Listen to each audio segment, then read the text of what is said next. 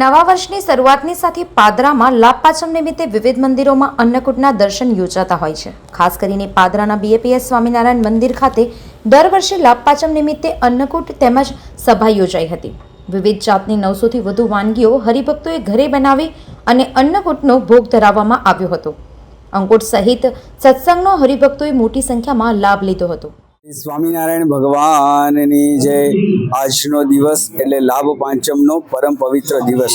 આજના શુભ દિવસે પરમ પૂજ્ય મોહન સ્વામી મહારાજના 92મા જન્મ જયંતિ મહોત્સવ જે અટલાદરાના આંગણે આગામી 2 ફેબ્રુઆરીના દિવસે ધામધૂમથી ઉજવાશે। એ ઉપક્રમે તેમજ પાદરા મંદિરના 25 વર્ષ પૂર્ણ થાય છે, તો સમગ્ર વર્ષ દરમિયાન જે રજત જયંતિ મહોત્સવની ઉજવણી કરવામાં આવી છે એ નિમિત્તે અને સમગ્ર વિશ્વમાં શાંતિ અને સંવાદિતા સ્થપાય એ નિમિત્તે આજે પાદરા મંદિરની અંદર એ વિશ્વ શાંતિ મહાયજ્ઞ કહેતા કે સત્સંગ દીક્ષા હોમાત્મક યજ્ઞનું ખૂબ સુંદર આયોજન કરવામાં આવ્યું હતું, જેની અંદર 13 વર્ષથી નાના એ બાળકો અને દ્વારા એ સત્સંગ દીક્ષાના શ્લોકો દ્વારા એનો યજ્ઞનો પાઠ કરવામાં આવ્યો હતો। અને પાદરા વિસ્તારના ભાવિક ભક્તો મોટી સંખ્યાની અંદર વહેલી સવારે ઉત્સાહ અને આનંદથી આ યજ્ઞની અંદર પોતે બધા ભાગ લીધો હતો અને ખૂબ પોતાના જીવનની અંદર ભક્તિમય વાતાવરણનો એમને આનંદ મળ્યો હતો।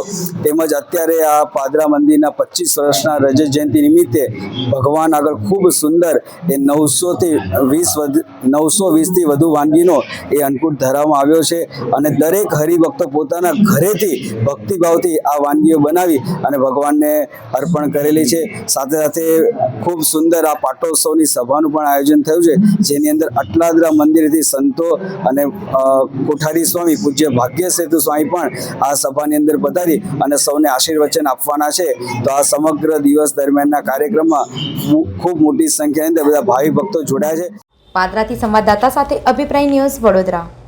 વધુ સમાચાર જોવા માટે અમારી YouTube ચેનલને સબસ્ક્રાઇબ કરો અને જોડાયેલા રહો ફેસબુક, ઇન્સ્ટાગ્રામ અને ટ્વિટર પર।